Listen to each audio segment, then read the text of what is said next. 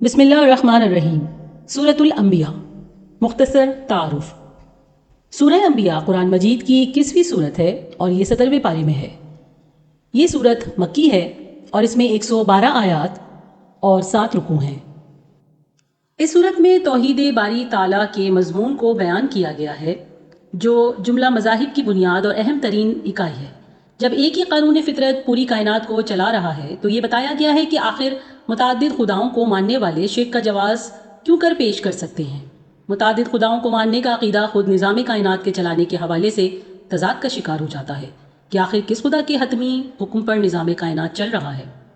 جیسا کہ ظاہر ہے اس نظام میں ایک بہترین تنظیم پائی جاتی ہے تو لازماً اس کائنات کا ایک ہی خالق اور ایک ہی نگہبان اور محافظ ہے۔ اس سورت کا بنیادی مقصد اسلام کے بنیادی عقائد یعنی توحید، رسالت اور آخرت کا اثبات ہے، اور ان عقائد کے خلاف کفار مکہ جو اعتراضات اٹھایا کرتے تھے سورت میں ان کا جواب بھی دیا گیا ہے۔ حضرت صلی اللہ علیہ وآلہ وسلم کی نبوت پر ان لوگوں کا ایک اعتراض یہ تھا کہ ایک ہم جیسے انسان کو پیغمبر بنا کر کیوں بھیجا گیا ہے۔ اس کے جواب میں فرمایا گیا ہے کہ انسانوں کے پاس انسان ہی کو پیغمبر بنا کر بھیجنا مناسب تھا، اور اس ضمن میں بہت سے پچھلے پیغمبروں کا حوالہ دیا گیا ہے کہ وہ سب انسان ہی تھے اور انہوں نے اپنی اپنی قوموں کو انہی عقائد کی تعلیم دی تھی جو حضرت محمد مصطفیٰ صلی اللہ علیہ وآلہ وسلم کے عقائد ہیں۔ انبیاء کرام کے اسی حوالے کی بنا پر اس سورت کا نام سورہ انبیاء رکھا گیا ہے۔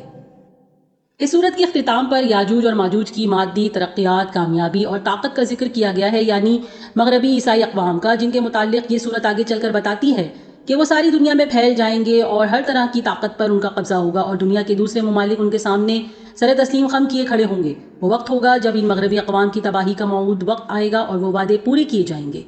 خدائی عذاب ان پر اچانک اور اس تیزی سے آئے گا کہ وہ حیران و ششدر رہ جائیں گے۔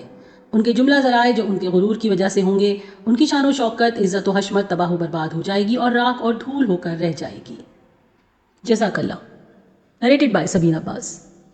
ویڈیو پسند آئے تو لائک کیجیے، کامنٹ کیجیے، شیئر کیجیے اور اس چینل کو سبسکرائب کیجیے۔ جزاکم اللہ خیرا کثیرا۔